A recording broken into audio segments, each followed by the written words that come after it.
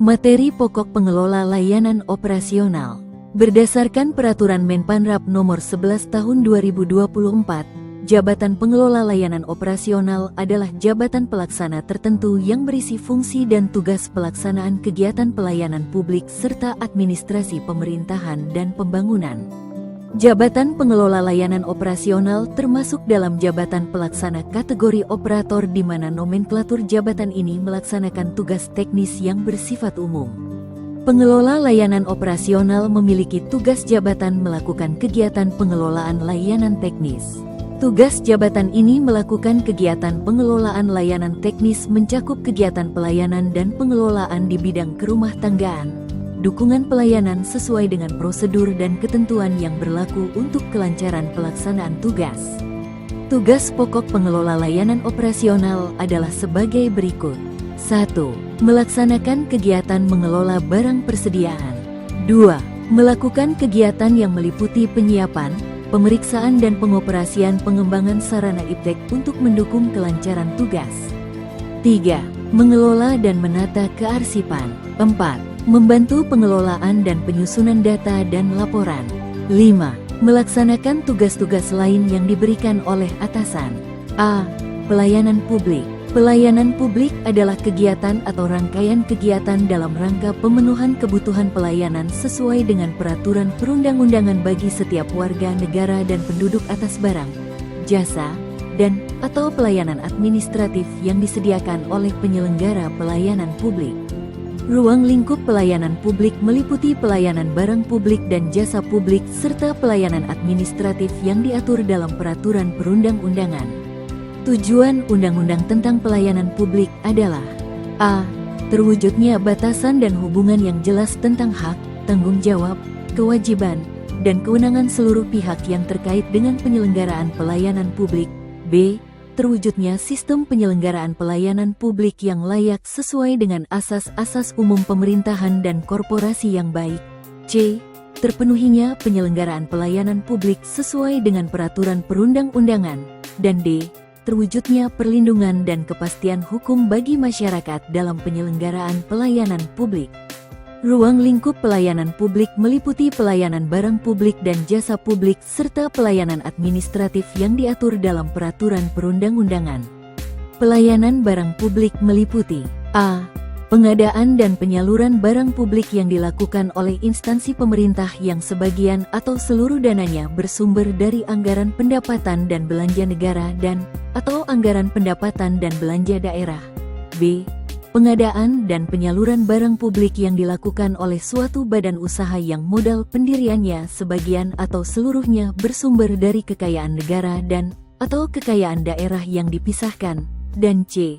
Pengadaan dan penyaluran barang publik yang pembiayaannya tidak bersumber dari anggaran pendapatan dan belanja negara atau anggaran pendapatan dan belanja daerah atau badan usaha yang modal pendiriannya sebagian atau seluruhnya bersumber dari kekayaan negara dan atau kekayaan daerah yang dipisahkan, tetapi ketersediaannya menjadi misi negara yang ditetapkan dalam peraturan perundang-undangan. Pelayanan atas jasa publik meliputi A. Penyediaan jasa publik oleh instansi pemerintah yang sebagian atau seluruh dananya bersumber dari anggaran pendapatan dan belanja negara dan atau anggaran pendapatan dan belanja daerah. B. Penyediaan jasa publik oleh suatu badan usaha yang modal pendiriannya sebagian atau seluruhnya bersumber dari kekayaan negara dan atau kekayaan daerah yang dipisahkan. Dan C. Penyediaan jasa publik yang pembiayaannya tidak bersumber dari anggaran pendapatan dan belanja negara atau anggaran pendapatan dan belanja daerah atau badan usaha yang modal pendiriannya sebagian atau seluruhnya bersumber dari kekayaan negara dan atau kekayaan daerah yang dipisahkan, tetapi ketersediaannya menjadi misi negara yang ditetapkan dalam peraturan perundang-undangan. Pelayanan administratif meliputi A. Tindakan administratif pemerintah yang diwajibkan oleh negara dan diatur dalam peraturan perundang-undangan dalam rangka mewujudkan perlindungan pribadi, keluarga, kehormatan, martabat, dan harta benda. B.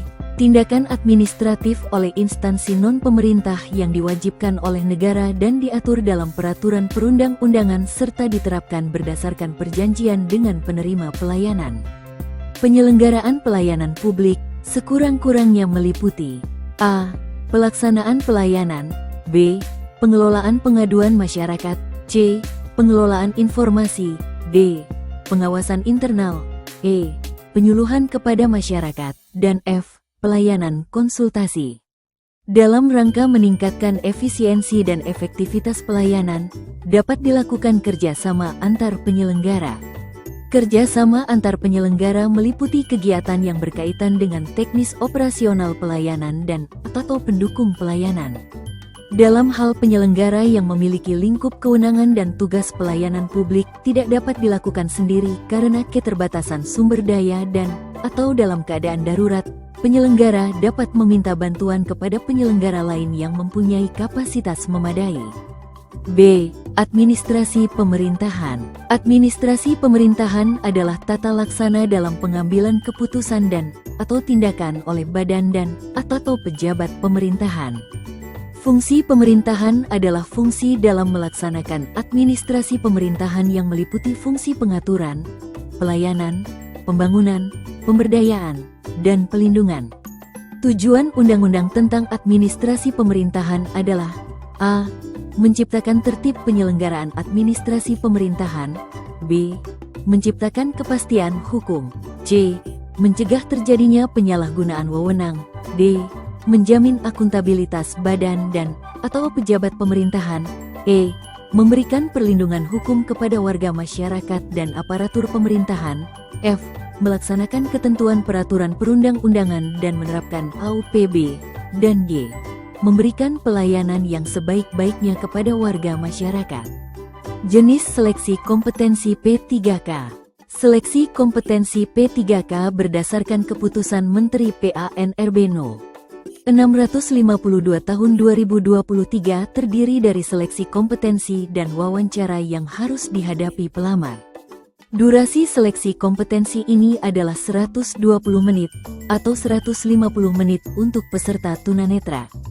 Sementara wawancara dilaksanakan dalam durasi waktu 10 menit.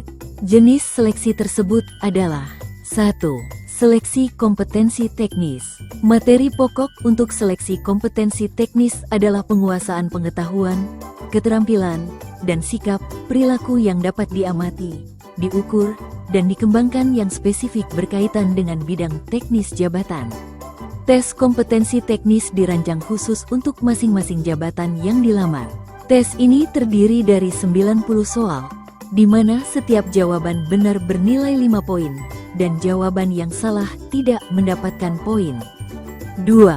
Seleksi kompetensi manajerial. Materi kompetensi manajerial bertujuan untuk menilai komitmen, kemampuan dan perilaku individu dalam berorganisasi yang dapat diamati dan diumur, meliputi kompetensi A. Integritas, B. Kerjasama, C. Komunikasi, D. Orientasi pada hasil, E. Pelayanan pada publik, F. Pengembangan diri dan orang lain, G. Mengelola perubahan, H. Pengambilan keputusan. Tes kompetensi manajerial terdiri dari 25 soal. Setiap jawaban benar memiliki nilai antara 1 hingga 4, sedangkan tidak menjawab mendapatkan nilai 0.